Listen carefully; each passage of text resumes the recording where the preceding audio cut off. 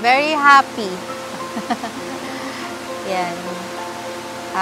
Sobrang thankful kay Joe, and I know na siya yung binigay ni God sa akin ever since.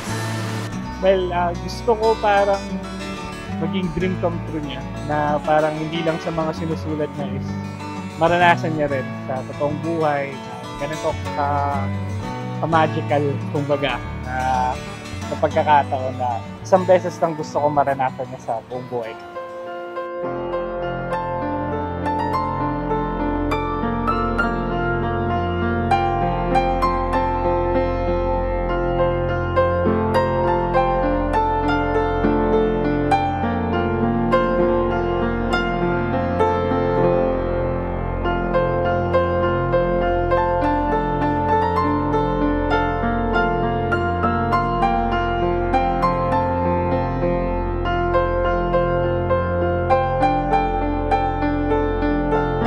Sobrang salamat kasi sobrang salamat sa lahat.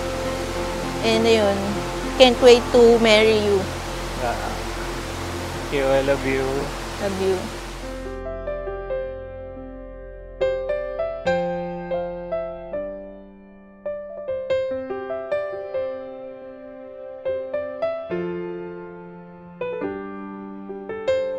Seven years na kami actually, and going 8 January.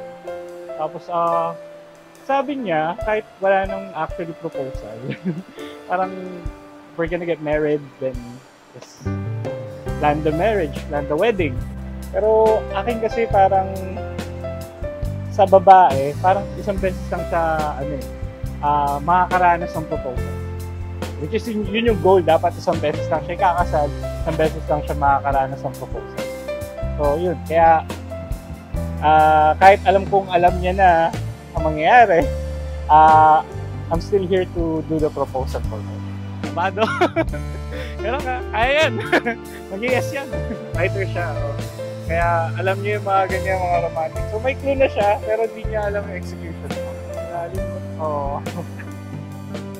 Nung na-diagnose ako, nagplan na kami ng parang wedding, ganyan.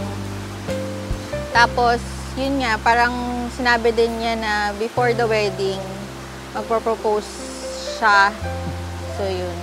By God's will. Yun. Amen. Okay ka lang? Yeah. Sorry, Mambon.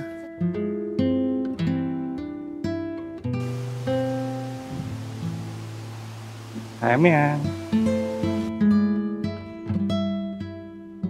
Today, we had some great news na yung tumor niya sa brain, nag-heal na. So, napakagandang news. Para sa akin, napakagandang gift today na magpo-propose ako. Tapos, yun, we're just gonna wait for the progress of yung lung cancer niya. But she's strong. She believes in God firmly. Kaya may tiwala kami na pwede kami mag-senior someday. Magkasama. Surprise ako sa'yo. Wait lang. Love. Yeah. Will you marry me? Of course. Yes na yes.